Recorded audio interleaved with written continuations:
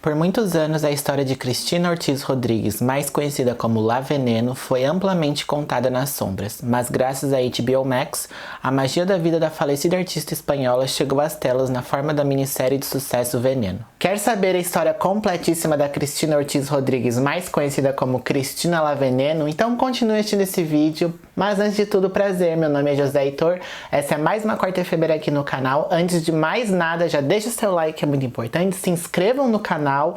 Falta pouquinho para os 700 inscritos, talvez quando esse vídeo sair já tenha dado 700 inscritos e eu estou muito feliz com o crescimento aos pouquinhos do canal. Comentem aqui embaixo se já conheciam a história da Cristina, vou deixar minhas redes sociais também para vocês darem uma olhadinha e agora bora pro vídeo de hoje.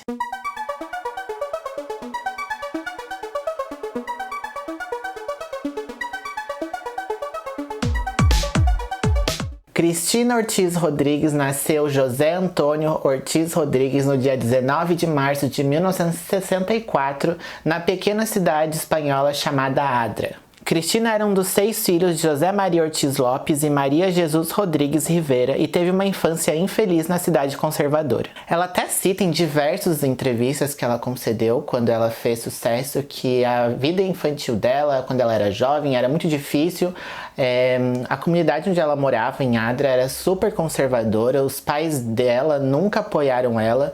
Desde criança ela sabia que ela era afeminada, que ela tinha os trejeitos que para a época eram considerados errados, então sempre ela sofreu diversos abusos, tanto fora da sua casa quanto dentro da sua casa. Sua mãe era extremamente preconceituosa, então ela chegou a apanhar da mãe dela, a vizinhança batia na Cristina quando ela era jovem, então foi muito difícil para ela, como menino na época, viver naquela comunidade tão preconceituosa. Então quando criança, a Cristina ela começou a ter uma adoração por animais. Como era uma comunidade local, uma comunidade pequena, as pessoas cuidavam dos animais para consumo próprio, para bicho de estimação. Então a Cristina sempre pulava as casas, os terrenos, para ficar observando os bichos, dando carinho, dando atenção, dando comida, que praticamente era tudo que ela não tinha dentro de casa. Então ela preferia ficar com os animais do que conviver com as pessoas. E também a família dela era conservadora e ela era muito influente na comunidade. Inclusive, naquela época era muito difícil de se ter uma televisão, ainda mais uma comunidade pequena. E a família da Cristina foi uma das primeiras a ter uma televisão. Ela chegou até a citar numa entrevista que ela lembra a primeira TV que chegou em Adra e foi na casa dela. Era uma televisão Marconi e muitos dos nossos vizinhos vieram ver. O aparelho não me surpreendeu, mas as pessoas que entravam e saíam toda hora. Eu não era alguém que assistia muito a TV, admiti a futura estrela da televisão. Gostei mais de brincar com os animais ou as crianças que gostavam dela no bairro onde ela morava. Aos 13 anos, a Cristina fugiu de casa com a sua irmã, então ela e a irmã dela, elas fugiram de casa, não aguentaram mais os abusos que a mãe dela fazia, que os dois faziam perante a Cristina, perante a irmã dela. Então elas se mudam de Adra para São Pedro de Alcântara, é uma cidade próxima, onde elas começaram a trabalhar numa fazenda. E lá elas trabalhavam basicamente fazendo qualquer coisa, cuidavam do campo, cuidavam dos animais, faziam as comidas.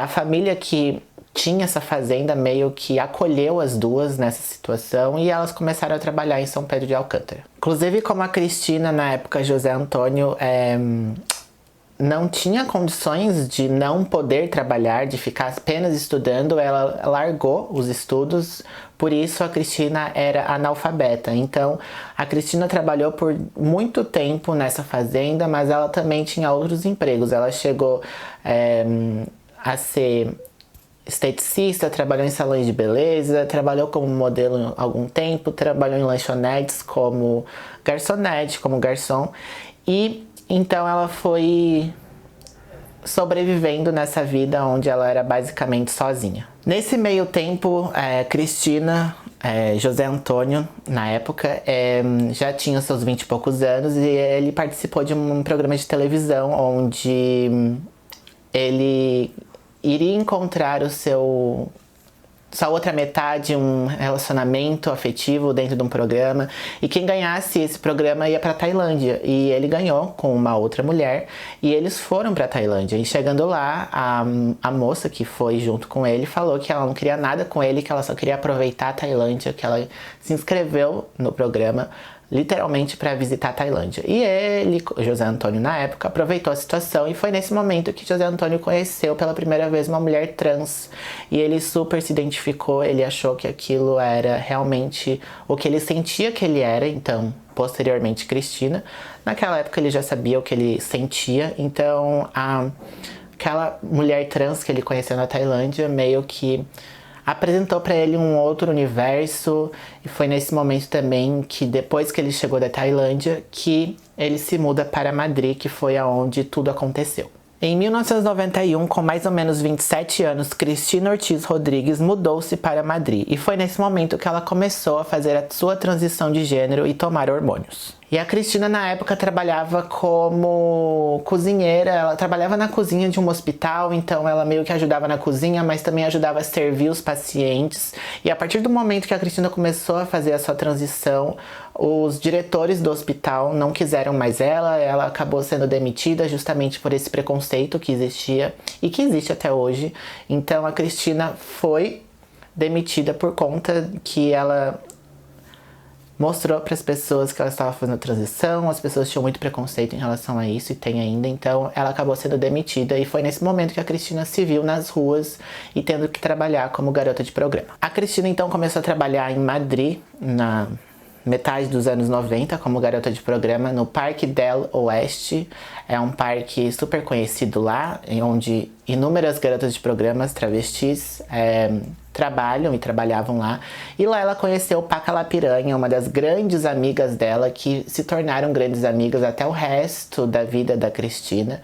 E uma curiosidade que foi a Paca La Piranha que deu o apelido para Cristina, onde ela ficou muito conhecida, que foi Cristina La Veneno. E foi em uma dessas noites onde a Cristina La Veneno estava trabalhando que ela ficou nacionalmente conhecida na Espanha, justamente porque uma repórter chamada Faela foi fazer uma reportagem nesse Parque del Este e nesse momento a Cristina La Veneno estava trabalhando e a repórter começou a entrevistar a Cristina. Em abril de 1996, a repórter Faela Sáiz entrevistou Cristina para uma reportagem sobre prostituição.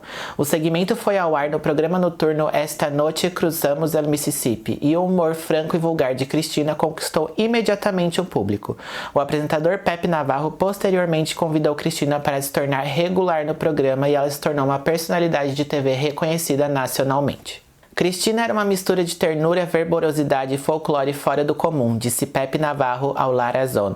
Alguém terno e abrupto, feliz e imensamente triste. E o programa do Pepe Navarro não durou muitos anos, o programa acabou em 1997, mas mesmo assim a Cristina continuou fazendo muito sucesso no país. Logo após o programa do Pepe Navarro ter terminado em 1997, a Cristina lançou 2 singles musicais, então ela lançou sua carreira musical. Em 1996, ela gravou 2 singles, Veneno pa tu piel e Orapi de la Veneno, e ela passou a viajar pela Espanha apresentando-se em boates e festivais. Ela também se tornou modelo muito conhecida no país e, posteriormente, algumas situações que eu vou contar pra vocês, ela fez 2 filmes pornôs.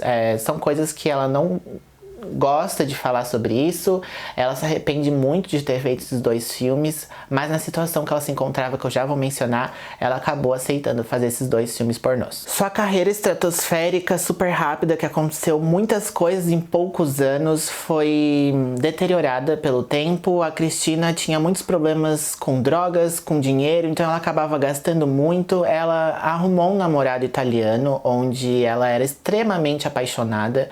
Ela sofria diversos abusos com esse namorado, mas ela gostava muito dele. E foi esse namorado que levou praticamente a Cristina à falência e aos problemas que posteriormente aconteceram na vida dela. Ele era extremamente abusivo, ele roubava o dinheiro dela, ele fazia chantagem emocional, abusava dela fisicamente, psicologicamente. E foi nesse momento onde a Cristina tinha perdido o seu dinheiro, que não estava mais fazendo tanto sucesso assim, que o namorado dela teve a ideia de fazer um incêndio criminoso e queimar o apartamento dela para que eles conseguissem esse dinheiro do seguro. Acabou não dando certo porque o namorado dela foi a primeira pessoa que ligou para a polícia e falou que a Cristina tinha feito um crime fiscal, onde ela tinha incendiado o apartamento dela para conseguir o dinheiro do seguro.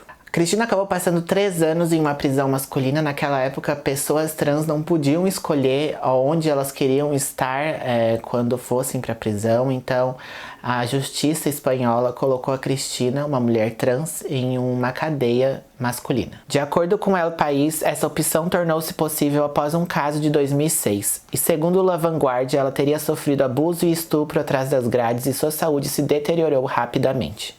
Após esses 3 anos, a Cristina estava totalmente diferente. Ela estava com muitos problemas psicológicos de tudo que ela enfrentou na cadeia e ela tentou se restabelecer, voltar à vida dela, voltar quem ela era, Cristina Laveneno, mas foi muito difícil para ela. Durante os anos posteriores à prisão, a Cristina sofreu de bulimia e depressão, e muito disso por conta do ganho de peso que ela ganhou na prisão e como a mídia falava sobre o peso dela. Então isso acabou afetando ainda mais o psicológico da Cristina. Em maio de 2013, ela reapareceu no programa de TV Sálvame de Luxe com seu novo namorado, mas em poucos meses ele fugiu com suas economias.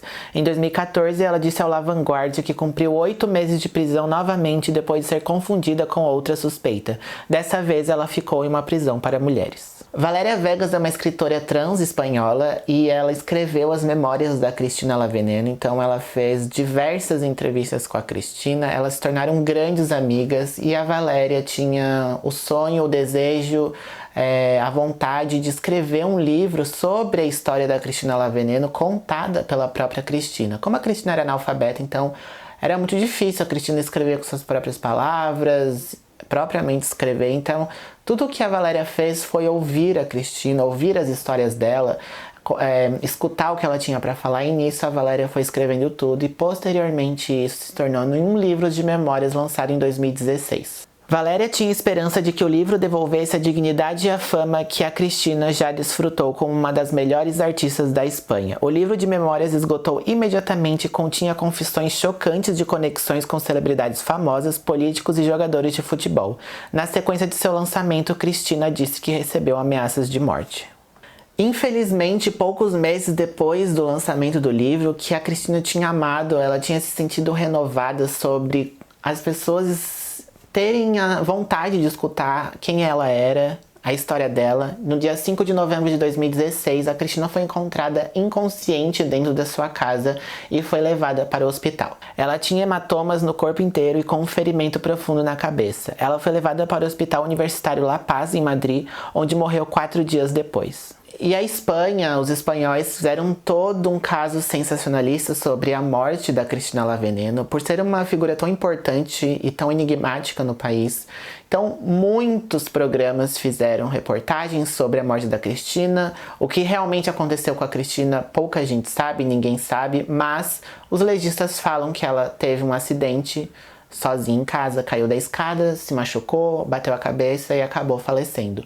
Mas outros dizem que ela foi assassinada por essas pessoas que estavam ameaçando ela de morte por conta dessas confissões que ela falou nesse livro de memórias que a Valéria escreveu. Não tem como saber, dizem que a família fez 3 testes com legistas para realmente saber se foi um acidente. A família nunca acreditou que tinha sido um acidente, ela sempre acreditou que foi um homicídio, mas é uma coisa muito engraçada de se falar, que a família nunca deu importância para Cristina.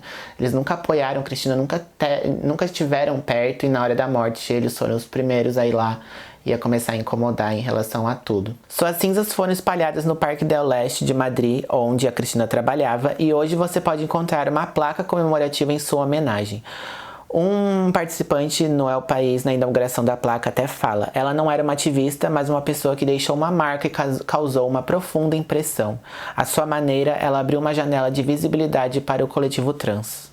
Hoje a gente consegue assistir uma série baseada nesse livro. O livro se chama Not a Whore, Not a Sin, The Memoirs of La Veneno. Então é um livro de memórias da Cristina La Veneno e a gente consegue assistir essa série baseada nesse livro na HBO Max, chamada Veneno.